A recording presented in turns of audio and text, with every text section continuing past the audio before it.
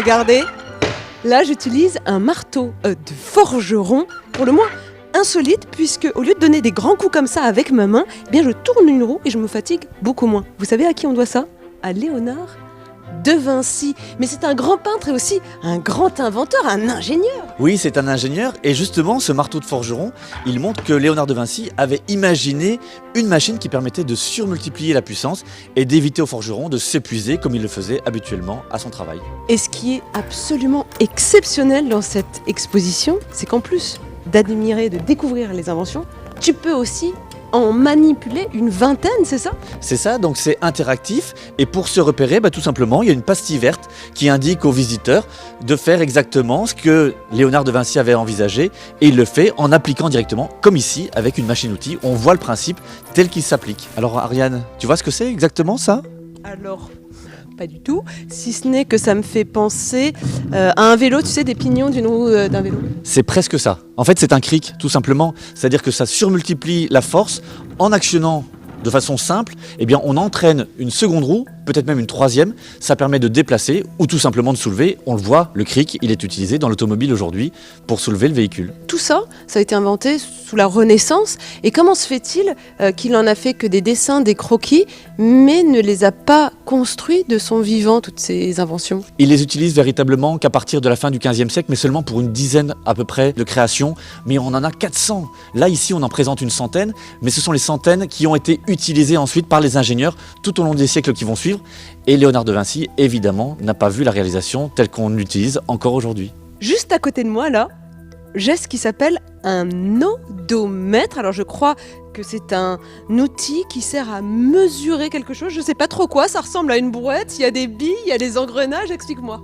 Léonard de Vinci avait envisagé justement de calculer le parcours qu'on pouvait faire avec cette petite brouette. Eh bien, l'opérateur se mettait à cette distance-là, il parcourait 1 mètre, puis 2, puis 3, puis 5, et en calculant le nombre de billes qui sont tombées dans l'escarcelle, tout simplement, on fait le calcul et on voit la distance qu'on vient de parcourir. Mais ça veut dire que là, entre chaque bille, j'ai parcouru 1 mètre, c'est quoi l'unité de mesure? Imaginons que ce soit 1 mètre, et bien tout simplement, en calculant s'il y a 8, 10, allez, 20 billes, et bien on a parcouru tout simplement 20 mètres. Ah, ça David, ça me rappelle quelque chose, on dirait une écluse, c'est pas très original là Léonard, t'exagères. Oui, il exagère, mais il va améliorer l'écluse qui existait déjà à son époque, et il l'améliore avec des petits vantaux, des petits éléments qui justement, en s'ouvrant ou en se refermant, permettent d'adapter la pression sur l'écluse elle-même.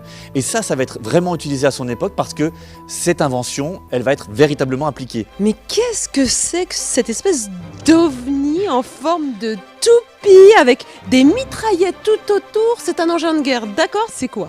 C'est un tank. Léonard de Vinci a envisagé justement des canons tournants, mais ce qui va être difficile à son époque, c'est le transporter sur le champ de bataille. Parce qu'il n'a pas envisagé, évidemment comme on l'imagine aujourd'hui, ni le moteur à explosion, ni l'électricité, donc ça ne se fait qu'à la force soit des hommes, soit des chevaux. Mais j'imagine en plus qu'à l'intérieur, il devait suffoquer les opérateurs parce qu'il y avait de la fumée partout, non?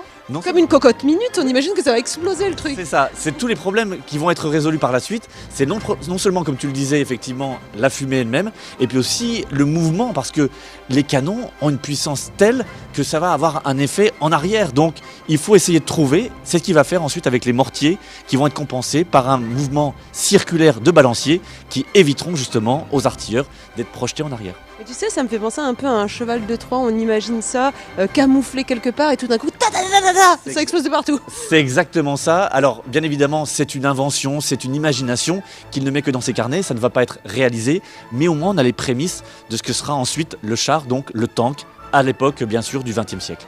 Mais on a du mal à imaginer quand même que celui qui a peint la Joconde est en train de nous créer des machines de guerre ultra barbares comme ça, quoi. Oui, parce que justement, c'était son travail premier au départ. Il est justement engagé par les différents souverains d'Europe pour justement être un ingénieur militaire. Au départ, son action continue et quotidienne, c'est d'abord d'être un ingénieur militaire.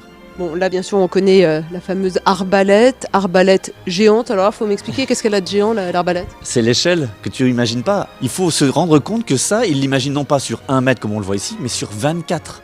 Donc ces flèches, elles sont gigantesques.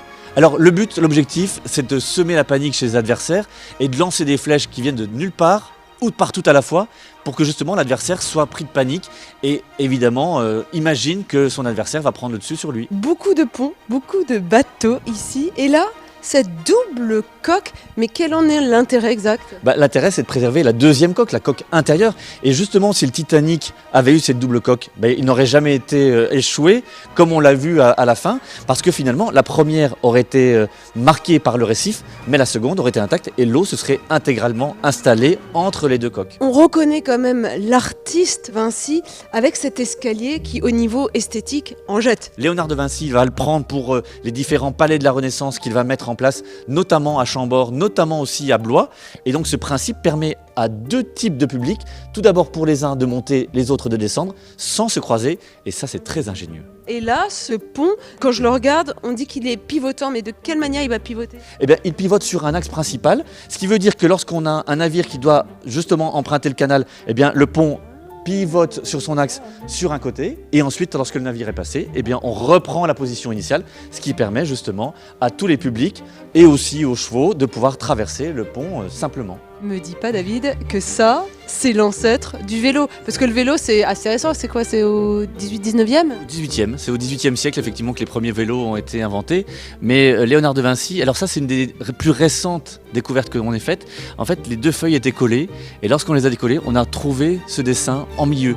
Alors, bien évidemment, c'est encore en bois. Il n'y a pas l'élément de carbone comme on le verra ensuite avec les vélos actuellement. Et puis surtout, ce qui va manquer, c'est la chaîne en aspect métallique. Donc tout ça est en bois pour montrer le principe qu'il avait envisagé, mais l'application, il ne l'a pas encore en tête. Il n'avait pas vraiment pensé au frein, il a pensé à la béquille, mais pas au frein. Pour freiner, il faut utiliser tout simplement ses pieds. C'est la draisienne. Il n'y a pas un domaine qui échappe à Léonard de Vinci. Avec ce tambour, c'est la musique qui va l'inspirer pour ses inventions. Oui, parce que les applications, elles sont diverses et variées. Ça peut être à la fois dans le domaine aéronautique, ça peut être évidemment dans le domaine militaire, mais aussi musical, parce que justement, l'opérateur qui transporte ce chariot, peut simplement, en étant seul, faire comme s'il y avait 3 musiciens, 3 tambours qui tapaient en même temps. Et ce système de roulement, il l'utilise avec un principe qui est tout simplement applicable dans plein d'autres domaines. Et puis il peut jouer sur la rythmique aussi, j'imagine. Plus il avance vite, plus ça tambourine vite. C'est exactement ça, ça s'adapte au rythme du pas qui était appliqué.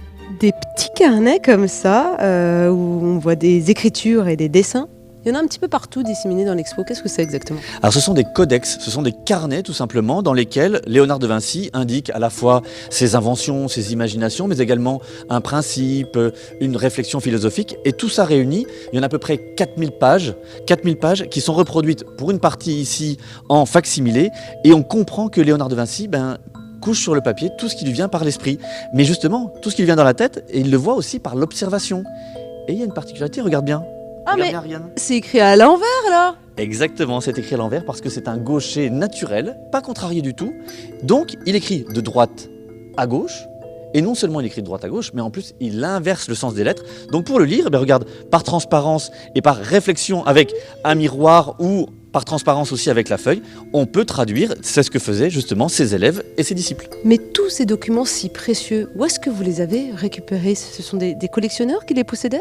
Oui, ce sont des collectionneurs privés ou de grandes institutions, de grands musées qui possèdent ces carnets de dessin et qui permettent justement de découvrir tout ce que Léonard de Vinci a pu imaginer. Par exemple, concrètement, qu'est-ce qu'il aurait imaginé avant même que ça existe? Le parachute, l'hélicoptère qu'on voit derrière moi, mais également tous les éléments nautiques, tous ces éléments qui ont été vraiment utiles, et puis surtout les éléments militaires. Il était limité par le temps et limité par la puissance, notamment de l'explosion qui n'était pas possible. Donc le moteur à explosion ensuite et l'électricité ont permis de réaliser ce que Léonard de Vinci avait envisagé à la fin du 15e et du début du 16e siècle. Donc avec plus de 3 siècles d'avance pour certaines inventions. C'est ça le génie de Léonard de Vinci, c'est-à-dire qu'il avait envisagé ce qui n'était encore à l'époque qu'aux prémices. Lui il l'imagine et 3 siècles et demi après, on va pouvoir enfin le réaliser. Pourquoi on fait que des maquettes et on les fait pas à taille réelle, toutes ces inventions? À taille réelle, ça aurait été impossible parce que c'était trop grand. Donc on le fait à l'échelle pour que le public puisse les découvrir et ensuite les manipuler, pour montrer justement tout le génie de Léonard de Vinci. Un génie dont vous pourrez aussi profiter jusqu'au 12 mai prochain, ici à l'atelier Grognat, à Rueil-Malmaison.